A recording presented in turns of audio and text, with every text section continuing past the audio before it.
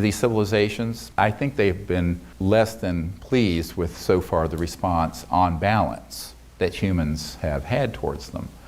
Because it's either been denial or fear or xenophobia or frank hostility. I mean, the Roswell event was actually an electromagnetic system going off that caused these two craft to hit each other and collide and crash.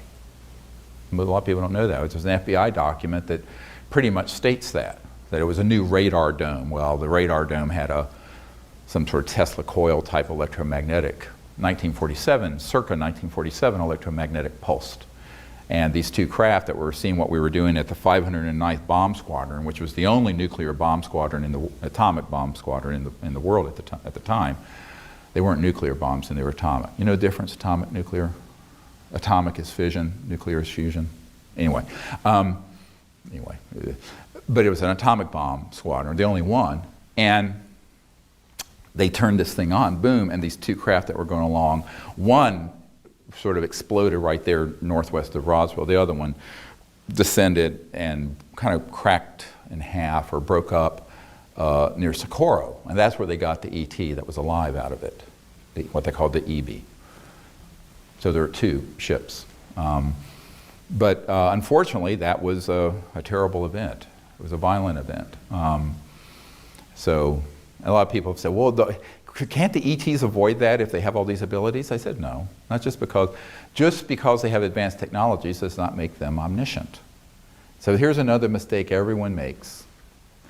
They conflate advanced civilization or more advanced civilization with being godlike. Don't make that mistake. They're just people like us, but very, very advanced. Now, they may have IQs of 450, so I'm a moron. By comparison, but which I will admit, I am a moron by comparison with some of these civilizations, but or an imbecile, a primate. But nevertheless, it doesn't mean that they become infallible. You know, I think infallibility rests with divinity and the unbounded being, and that's it. Anything this side of it is subject to failure. And error, even the archangels. So you just keep that in mind as you look at this. There's not infallibility assigned just because it's very, very advanced. It kind of reminds me of, everyone know what the cargo cults were of World War II? Great story, because this is a great example of the mistake humans make. So in World War II, we were flying, these propeller planes and landing them on islands in the Pacific. And we landed on some islands where there were native peoples who had never seen Western civilization or an airplane. And when we left and then came back and we found that the native peoples had made altars and made things that looked like a biplane with a propeller. And they were worshiping, because it was gods that had come from the sky. And it had become, it's like the movie The Gods Must Be Crazy. The guy throws a Coke bottle out the window and the people start fighting over this. So we need to take a step back and say, okay, these are a very advanced civilization. Some of them may be, I think are, 10 to the 7th years, millions of years more developed than we are. And all of them are thousands of years. Many of them are hundreds of thousands to millions of years more developed, socially, spiritually, technologically, than Homo sapiens are. But nevertheless, they're still people. Now, there are people that are very, very advanced. And there are people, some of them are so advanced that they could be mistaken as gods in sort of ancient archaeology and the ancient astronaut sort of concepts. And of course, this makes total sense. I mean, if you have something that appears like that can appear, dematerialize, rematerialize, go straight through objects, it would look like something metaphysical and spiritual. And so there is the beginning of the conflation of very advanced civilizations and technologies with the mythology that becomes sort of a catechism and misunderstanding. So we need to be careful not to make that mistake. We need to say, oh, okay, childhood's end, let's understand this and approach these civilizations as really advanced civilizations, but because we are conscious and can become in this state of universal consciousness, in that sense, equal. Totally 100% equal, even though we haven't developed all the fine points of functioning yet. I mean, we're more dysfunctional than functional, I think you all agree, as a species, but you know, we can evolve to a higher level of function through conscious development and evolution. And these civilizations understand that. I think, of course, the big concern of the last 75 years has been we start detonating nuclear bombs and hydrogen bombs in the atmosphere and doing things to destroy the biosphere and the oceans. You begin to see, as one British intelligence guy told me, it's like we kicked a hornet's nest because a red flag went up over the planet after we started detonating atomic weapons, that, wow, these people have kind of gotten off the reservation, are an existential threat to themselves and potentially others. So that's a perspective I want to bring for just a minute. In the heart of compassion of the Buddha, as it were, is how might humans be viewed? Okay, in the last 100 years, we've killed around 200 million people in warfare and continue to do so. I lived in the Middle East for 3 years, saw plenty of stuff. And that doesn't count just murders or good old-fashioned homicides. I mean, organized murder, which is warfare. 200 million, well, that's the population of many of these planets that we've just wiped out in a couple generations through fighting over what? An economic system, a religious system, of this system, of that system. So, but then you combine that, so it's no longer with swords and maces and even muskets, it's with thermonuclear weapons. And in covert programs, these rather fearsome scalar electromagnetic weapons based on these very advanced trans-dimensional sciences.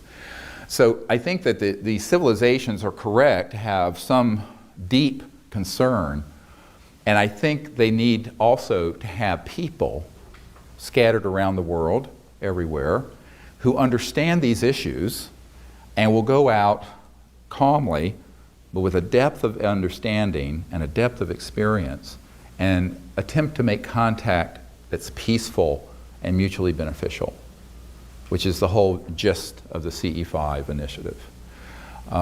The Close Encounters of the Fifth Kind initiative. And a close encounter of the fifth kind is simply when humans say, I'm going to make contact as a diplomat and initiate it and allow it to continue, however way it flows. And it may be in this dimension, or it may be trans-dimensional, it may be in thought, it may be in part in this dimension and part in another. And sometimes it all comes together in one night and all those phenomena happen at once. We've been out under the stars where we've had objects that have done electronics, people who've had remote views in their mind where there are 5, 10 people see or hear the same thing, a craft then appears that everyone sees, etc., and so on and so forth. Now, because the whole gamish of sort of phenomenon, and then there'll be these beings that are moving around us that aren't physical, but that are shimmering, almost like a subtle hologram moving around the desert, or moving around on the beach, or wherever we are. Really amazing stuff. And what I've found is that people have expectations that are based on, let's go to Starbucks and have, a croissant and a latte. No, there's other ways that they communicate. And a lot of it is because that's edifying, that's instructive. It opens up another dimension and aspect. And part of it is just practicality. If you're in what's called a hostile theater of operations, using military speak, which would be called Earth, that has space-based weapon systems that are all out there already deployed since 1965. I know guys who designed them. That when these objects fully materialize, will target them with an electromagnetic scalar weapon that goes faster than the speed of light. Believe me, they're not going to, it's not the 50s and 60s anymore where they just would materialize and land everywhere. Now, they do sometimes, but it's risky. So we have to operate with that understanding also. So there's another understanding I want to bring to this that people do not like hearing, but I'm an emergency doctor. You come into my ER with a headache and I find a brain tumor, I'm not going to tell you got a migraine. I'm going to say you got a brain tumor. So here's the deal. We've developed systems that, unfortunately, are approaching parity transdimensionally with what some of these civilizations have in terms of technology, which means that we are a threat. And also means that, now, not that that the intelligence community can't be everywhere at all places at all times, believe me. Unfortunately, when I'm around doing something like this, in all likelihood, it is monitored. But you guys, this is why my whole idea is to squeeze the tube of toothpaste and get it out. And then I become redundant, unnecessary. If I drop dead, doesn't matter. Because you guys can do it, and they cannot keep track of thousands, tens of thousands of people now who understand or attempting to do this. So I think that's the power of the people coming together and decentralizing this operation. And by decentralizing it, it's like decentralizing it away from me and the center of my operation. Because they cannot keep track of all that. So don't make the boogeyman in the intelligence community more powerful than they are. It's a little bit like the Wizard of Oz. You know, the man behind, who's the man behind the curtain, you know, pulling all the levers, scaling the bejeebies out of everyone. Now, I'm not saying they're a total paper tiger, but at the same time, they're not omniscient or omnipresent, which means that you guys can do this and have some amazing success with contact separate from me being around. You know, my purpose is just to teach and to let people understand how this happens and then go do it yourself. The medical model is see one, do one, teach one. You see it done once, if you're in med school, you see it done once, and then you do it. And the next time you're teaching someone to do it. Boom, boom, boom. So that's the model. And it works, because that's how it propagates. Knowledge propagates very quickly that way.